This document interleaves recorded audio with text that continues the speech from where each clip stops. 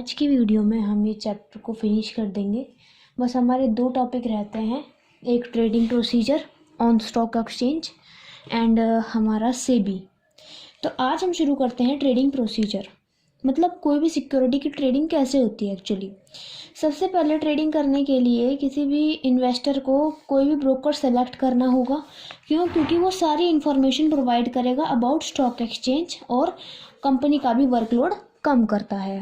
ठीक है, तो पहले स्टेप में हम ब्रोकर को सिलेक्ट करेंगे जो कि हमारी सारी डीलिंग करेगा। दूसरे स्टेप में हम डीमेट अकाउंट खुलवाएंगे। डीमेट अकाउंट नेसेसरी अकाउंट होता है सिक्योरिटीज़ की डीलिंग के लिए।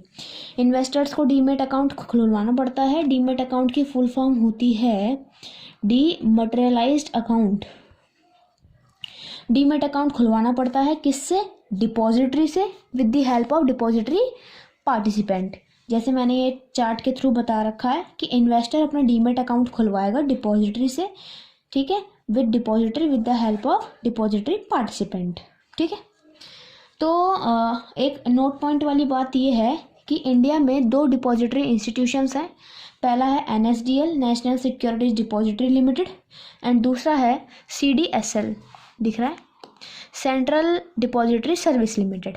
ठीक है, तो ये हमें ध्यान में रखना है, इंडिया में ये डिपॉजिटरी इंस्टीट्यूशंस है। तो भाई ब्रोकर सिलेक्ट कर लिया, डीमेट अकाउंट खुलवा लिया। अब थर्ड आता है प्लेसिंग एन ऑर्डर। अब हम ऑर्डर प्लेस करेंगे सिक्योरिटी का। इन्वेस्टर जो है डीमेट अकाउंट खुलवाने के बाद ब्रोकर को ऑर्डर प्लेस करता है सिक्योरिटीज़ का। ब्रोकर फिर ऑनलाइन जाके चेक करता है कि भाई किस सिक्योरिटीज़, मतलब कहाँ पर बेस्ट प्राइस मेरे को अवेलेबल हैं सिक्योरिटीज़ के। ठीक है, तो वो ऑर्डर प्लेस करने के बाद जो ब्रोकर होता है वो कंफर्मेशन स्लिप दे देता है इन्वेस्टर को। ठीक है, तो सबसे पहले क्या करा, ब्रोकर को सिलेक्ट किया, फिर हमने डीमेट अकाउंट खुलवाया इन्वेस्टर ने, फिर ऑर्डर प्लेस करा ब्रोकर को, फिर ब्रोकर ने सबसे बेस्ट चूज करके फिर उसको उसकी बिल्कुल कंफर्मेशन करके कंफर्मेशन स्लिप दे दी इन्वेस्टर को।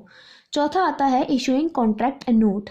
कॉन्ट्रैक्ट नोट इशू करता है, कौन करता है? ब्रोकर करता है। ब्रोकर जो है ट्रांजैक्शन के 24 घंटों के अंदर अंदर कॉन्ट्रैक्ट नोट इशू करता है इन्वेस्टर को, जिसमें क्या क्या चीज़ें होती है? Number of shares bought, price, date and time of deal, brokerage charges, ठीक है, मतलब उसकी कमीशन, ठीक, और भी ये सारी चीज़ें इस कॉन्ट्रैक्ट नोट के अंदर लिखी हुई होती हैं।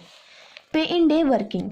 अब होता है पे इन डे वर्किंग। पे इन डे वर्किंग क्या होती है? देखो, पेमेंट जो है इन्वेस्टर के द्वारा की जाती है क्योंकि उसने सिक्योरिटीज खरीदी हैं immediately after receiving contract note. Broker ने उसको कॉन्ट्रैक्ट नोट दिया था, उसको रिसीव करने के बाद तुरंत ही जो हमारा इन्वेस्टर है वो पेमेंट कर देता है।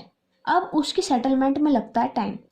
जैसे ट्रांजैक्शन जो हुई, देखो जो कैश है, कैश वो हमारा पे किया जाता है और सिक्योरिटीज़ को लिया जाता है, वो सेम डे ही लिया जाता है। ठीक है, मतलब कैश भी सेम डे होगा, सिक्योरिटीज़ भी सेम डे ली जाएंगी ऑन पे इन डे। पे इन डे का मतलब है बिफोर T+2 डे। अब ये T+2 डे क्या है? देखो, इस T+2 डे का पहले मतलब समझते हैं। T+2 डे का मतलब ये है कि मान लो ट्रांजैक्शन है, उसकी सेटलमेंट हो रही है। ठीक है, कैसे हो रही है भाई? ट्रांजैक्शन जो हुई वो हुई मंडे को, लेकिन उसकी सेटलमेंट हो रही है वेडनेसडे को। ठीक है, तो मंडे हो गया पे इन डे और ये हो गया पे आउट डे।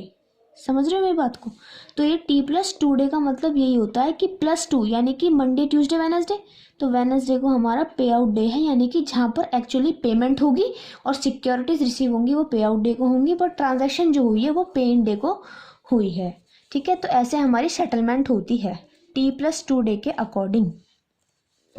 अब हम आते हैं लास्ट स्टेप जो है मेरा delivery of shares. So last step है हमारा डिलीवरी ऑफ शेयर्स, जो हमें बताता है कि ब्रोकर जो है वो शेयर्स को डिलीवर करेगा electronically to the investors demat account. मतलब सारी चीज़ें हो गई, सेटलमेंट भी हो गई। तो जिस टाइम हमारा T+2 डे है, मतलब पे आउट डे है, उस टाइम ही हमें शेयर्स मिल जाएंगे, उसी टाइम हमारी कैश की पेमेंट हो जाएगी और क्या होगा, ब्रोकर जो है वो इन्वेस्टर के डीमेट अकाउंट में शेयर्स को ट्रांसफ़र कर देगा। तो अब हम पढ़ने वाले हैं अबाउट सेबी। सेबी क्या है? सेबी माने सबने सुना होगा ये नाम सेबी, जो क्या है, securities exchange board of India. इसका मतलब है regulatory body which has a code of conduct, अपनी रूल्स एंड रेगुलेशन होती हैं रिगार्डिंग शेयर मार्केट, ताकि इकोनॉमिक डेवलपमेंट को एक स्ट्रेंथ मिल सके, एक मजबूती मिल सके, क्योंकि ये इकोनॉमिक बैरोमीटर होता है हमारा स्टॉक एक्सचेंज। तो उसके लिए सारे स्टॉक एक्सचेंजों के लिए जो कोड ऑफ कंडक्ट बनाता है वो एक रेगुलेटरी बॉडी बनाती है, जिसे हम कहते हैं SEBI, securities exchange board of India. तो सेबी को एस्टेब्लिश क्यों किया गया, इसके ऑब्जेक्टिव्स क्या थे? रेगुलेशन ऑफ स्टॉक एक्सचेंज, ताकि स्टॉक एक्सचेंज को रेगुलेट किया जा सके, ठीक है। दूसरा है हमारे पास में प्रोटेक्शन टू इन्वेस्टर्स को प्रोटेक्शन मिल सके। देखो इन्वेस्टर्स के साथ फ्रॉड हो सकता है, उनको कैसी भी स्टेटमेंट पास करके अपने मतलब बहलाया फुसलाया जा सकता है। तो उस चीज़ से प्रोटेक्ट करने के लिए सेबी आई, उसने कोड ऑफ कंडक्ट्स बनाए, उसने सब चीज़ें टाइम टू टाइम चेकआउट करनी चालू करी। तीसरा है checking the insider trading. Insider trading का मतलब ये होता है कि चेकिंग द इनसाइडर ट्रेडिंग का मतलब ये है कि कुछ लोग ऐसे होते हैं जिनको सिक्योरिटीज़ के बारे में मतलब बहुत क्लोज होते हैं, उनसे उनकी सब जानकारी रहती है कि कब इसके जो प्राइसेस है वो हाई हो रहे हैं, कब लो हो रहे हैं। तो ये सब चीज़ें चेक करना कि वो कहीं अपने रिलेटिव्स को कहीं ऐसे कुछ मतलब डिसऑनेस्टी का काम तो नहीं कर रहे, क्योंकि देखो अगर वो अपने रिलेटिव्स को बताएंगे, अपने जान पहचान वालों को बताएंगे, तो वो एक तरीके से जो लोग नहीं जानते हैं उनको, उनके साथ एक तरीके से चीटिंग हो रही है। तो इस चीटिंग को ओवरकम कौन करवाता है? सेबी। तो फोर्थ है हमारा कंट्रोल ओवर ब्रोकर्स के ऊपर भी सारा कंट्रोल, उनके बारे में सब कुछ देखा जाता है कि वो कैसे कैसे काम कर रहे हैं, कैसे वो कमीशन उनकी चार्ज हो रही है, और भी बहुत कुछ। अब हम पढ़ने वाले हैं फंक्शंस ऑफ सेबी। सेबी के 3 फंक्शन होते हैं, regulatory function, development function and protective function. Regulatory function किससे एसोसिएटेड होता है? कोड ऑफ कंडक्ट, यानी सेबी ने कौन कौन से रूल्स एंड रेगुलेशन बनाए। डेवलपमेंट का मतलब होता है कि सेबी ने कैसे स्टॉक एक्सचेंज को डेवलप किया, ठीक है। एंड प्रोटेक्टिव का मतलब सेबी किस प्रकार से इन्वेस्टर्स को प्रोटेक्ट करती है। सबसे पहले है regulatory functions, code of conduct. तो इसमें क्या है, रजिस्ट्रेशन कंपलसरी कर दिया सेबी ने ब्रोकर्स का स्टॉक एक्सचेंजेस में, ठीक है। और वो वर्किंग ऑफ ब्रोकर्स को रेगुलेट करने लगी, मतलब देखने लगी कि भाई क्या चल रहा है असलियत में। इंफॉर्मेशन कलेक्ट करती थी, इंस्पेक्शन करती थी, जानकारी लेती थी, इंक्वायरी लेती थी हर एक चीज़ में, बाय ऑडिटिंग और भी बहुत सारे जरियों से। अब आता है हमारा fourth, registration of investment schemes like mutual funds. इनके लिए भी कोई भी इन्वेस्टमेंट स्कीम है उसके लिए भी रजिस्ट्रेशन कंपलसरी करवा दिया गया। सेकंड है हमारा डेवलपमेंट फंक्शंस। डेवलपमेंट फंक्शन किससे एसोसिएटेड होता है? डेवलपिंग स्टॉक एक्सचेंजेस को डेवलप करना, ठीक है। वो कैसे डेवलप होंगी?